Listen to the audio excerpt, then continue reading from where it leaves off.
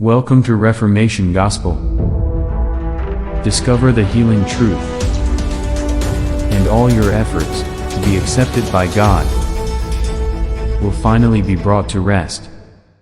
So last time I was talking about Matthew 16, verse 28, and we looked at the word see in that sentence. I'll read it out to you again. Verily I say unto you, there be some standing here which shall not taste of death till they see the Son of Man coming in his kingdom. And that word seeing, I explained, is a reference to a mental perception, an internal comprehension, even closer to revelation. And when you look at it that way, then a lot of it makes sense when you look at the other verses, which I will refer to in a minute, which also use the same word see or seeing. Just a few things I'd like to point out from this verse as Jesus made this statement. Again, I explained that he was talking to a group of people, saying that at that time, some of them would not die really, but would still be alive until they have that insight, until they get that perception, until they see the Son of Man coming in his kingdom. Interesting is that often this coming in his kingdom is understood as the second coming of Christ. However, and I'm not saying it's not so, however, there are some elements that are often not understood or explained. And for the fact that, for example, the word coming is directional. And we've assumed that this is a coming from direction of, from heaven towards earth. However, this word coming can also mean entrance. And when we look at it from that sort of angle, the word coming as in entering into his kingdom, then I look at, for example, let's see if I can find it quickly, Daniel. That's Daniel chapter 7 verse 13, and of course this is hundreds of years before the actual birth of Christ.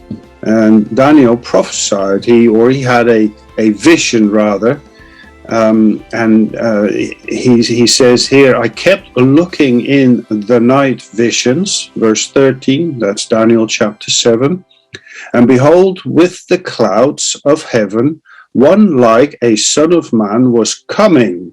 See that word coming again. And he came up to the Ancient of Days and was presented before him. Now this is clearly referring to Jesus. And I believe that these two verses I just read out to you are very much interlinked with each other. Clouds are often used as a signifying of judgment. When you look at a preterist eschatology, and we can see that Christ did return after, well, almost 40 years, 37 years approximately, after his ascension, he then came back in judgment upon apostate Israel. The fact that Jerusalem was besieged for 3.5 years, which also fully complies with prophecies in Daniel as well as Revelation, and then the destruction of the city, the destruction of the temple, and was a finalization and abolishing of the Sinaitic covenant, and a release and a ratification of the new covenant of grace for once and for always. And you look at this situation where Jesus ascended after his resurrection, he went to heaven, and he is, and I believe that's what Daniel is talking about, he's coming up or entering into his kingdom. I believe this is referring to a rather enthronement or a crowning of, or the coronation, if you will, of Jesus, the Anointed One, as King of Kings. And it is therefore also a fulfillment of the Davidic covenant, which came with the promise that somebody from the direct descendant of King David would take the kingdom and would forever reign. And this was referring to Christ, to Yehoshua, who is a direct, in the physical sense, a direct descendant of the genealogy of David. And yes, Son of Man, but also Son of God. So that's a different topic again. You can see how easy it is to get sidetracked, right? So Daniel says he kept looking in the night visions and beheld with the clouds of heaven as in a time of judgment. That's what clouds stand for in this context. Every time when you read about the Son of Man appearing on the clouds of heaven, it's talking about that second coming in judgment upon apostate Israel at the time of the first century. And this would have happened then between 66 and 70 AD. Daniel says, one like a Son of Man was coming. And in this situation, I think this is part of the coming, the entrance into, if you take that word coming as, and what it is, in fact, directional, entering into his kingdom, appearing before the Ancient of Days. The Ancient of Days also is a title that was used. We know that Jesus appeared before the Father, but at this point, it now becomes heaven's court. Because what Jesus did is he went into court, just like, we use courts here. You have in the United Kingdom, we have magistrates court, family court, we have civil courts, and we have the Crown Court and High Court. And each of these courts have their own order of protocol. And they must be upheld. And some courts have a different protocol than others again. This here is referring to heaven's court. Jesus appears before the Ancient of Days. Remember the revelation that John had of Jesus as the Lamb of God who appeared before the throne and then took the seals. And so we can say that Jesus entered into, came before the throne of grace, appeared before the throne, before the Ancient of Days, before the Judge of the universe, in heaven's court, and his blood is presented. And by doing so, he ratifies that covenant of grace which was first initiated when Jesus died on the cross, when his blood was being shed.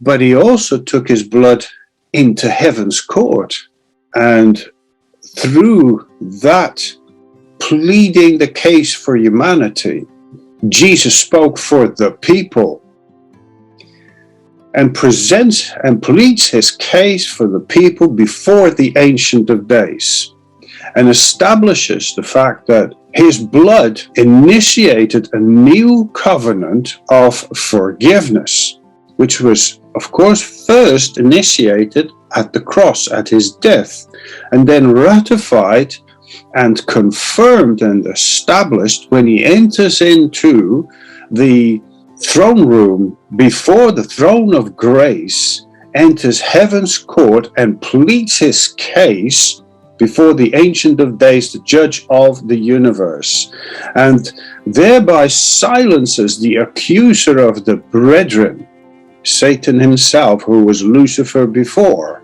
who did nothing else but accuse mankind to God and God to mankind. And that whole structure of an argument of accusation against God and against people would fail the moment Jesus' blood is presented. That's why this is so important, because he establishes a new covenant with new terms and conditions, and they are forgiveness. And when Jesus died on the cross, he didn't pay by being punished by the Father and the wrath of God coming on him. No, because then it would be payment and not forgiveness. What Jesus did by shedding his blood and establishing a covenant of forgiveness is that our debt of sin, our guilt of sin, was forgiven. Not paid off, not Jesus paid the penalty that, or paid the price that we could not pay.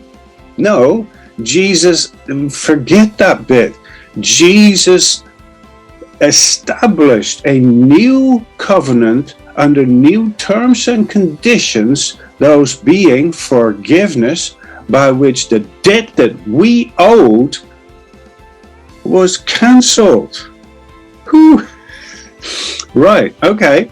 I did a bit of a preaching there on Daniel 7:13, but it leads me on to this, and it's building upon that word seeing from Matthew 16 verse 28, because what Jesus was saying is that some of those people whom he was preaching and teaching to,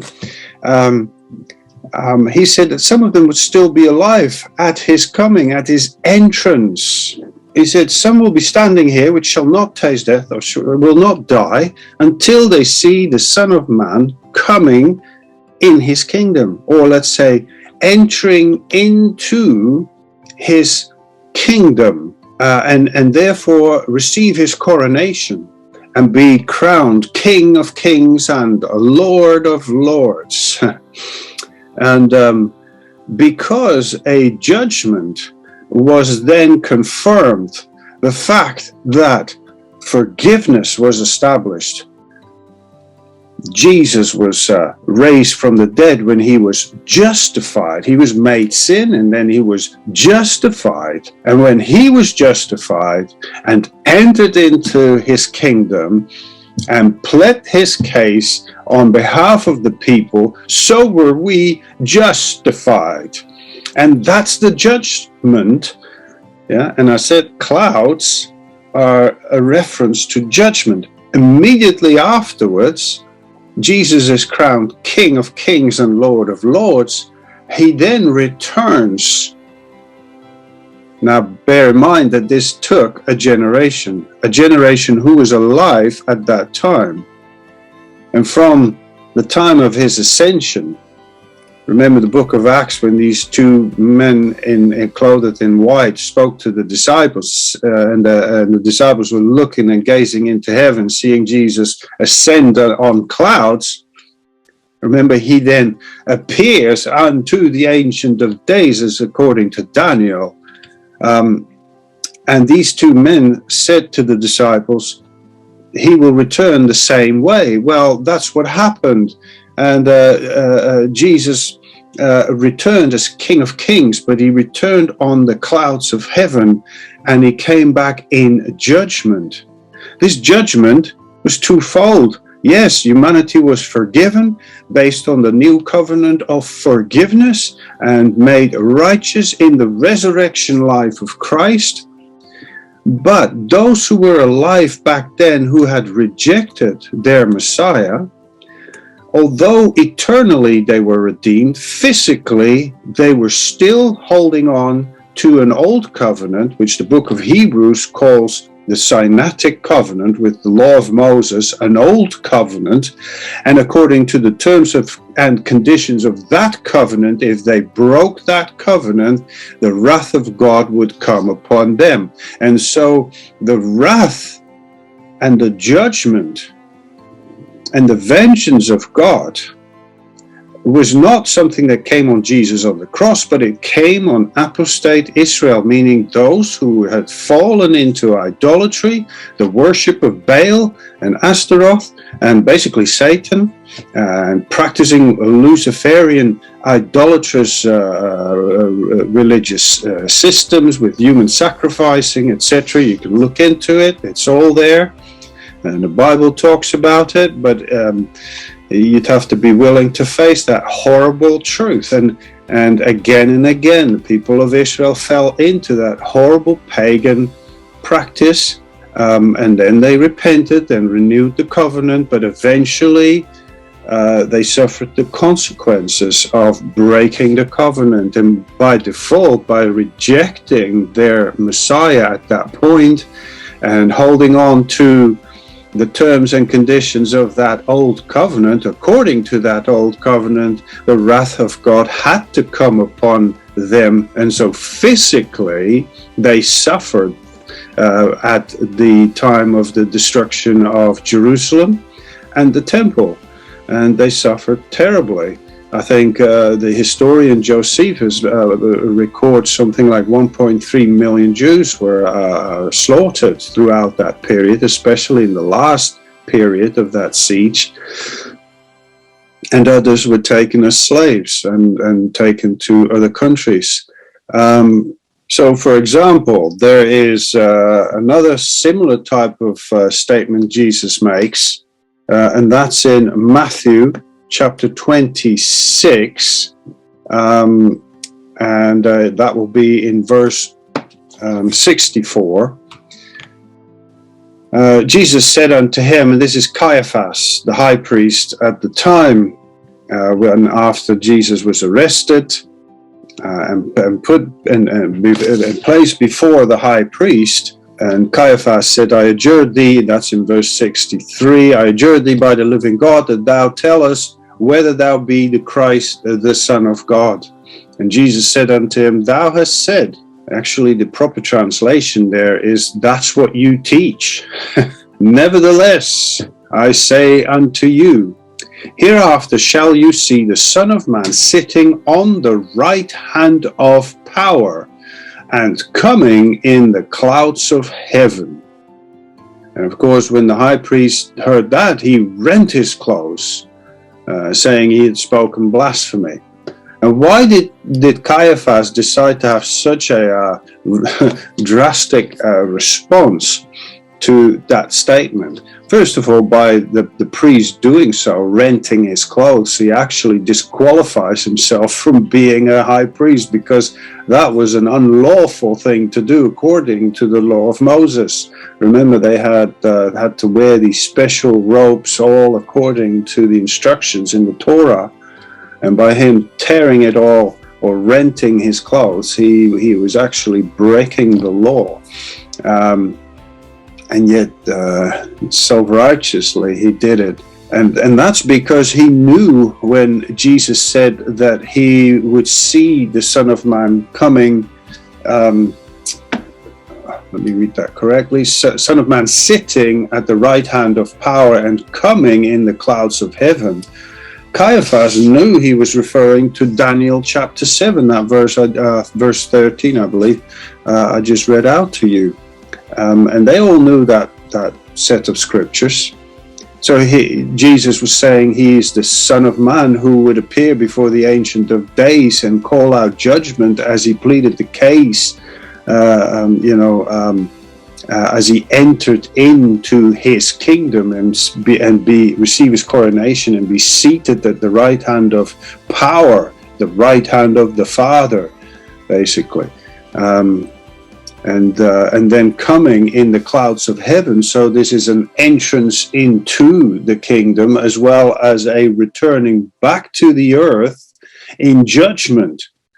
A judgment was established that humanity was forgiven and made righteous in Christ, and therefore are spiritually, eternally redeemed. But there was going to be a judgment according to the old Sinaitic covenant, which would physically destroy or cause those who rejected the Messiah and who were holding on to that old covenant, Sinaitic covenant and law of Moses. Then if they wanted to hold on to that ship, they would have to go as that ship would sink and therefore would perish. And this is why the Apostle John said in chapter 3, verse 16, that God so loved the world. The word world is the word cosmos, which also means the masses of ungodly people. God so loved the world. It actually, literally, if you go into the Greek, it will say something like the ungodly masses who were against Christ. So God so loved the world that he gave his only begotten Son, that those who would believe on him would not perish.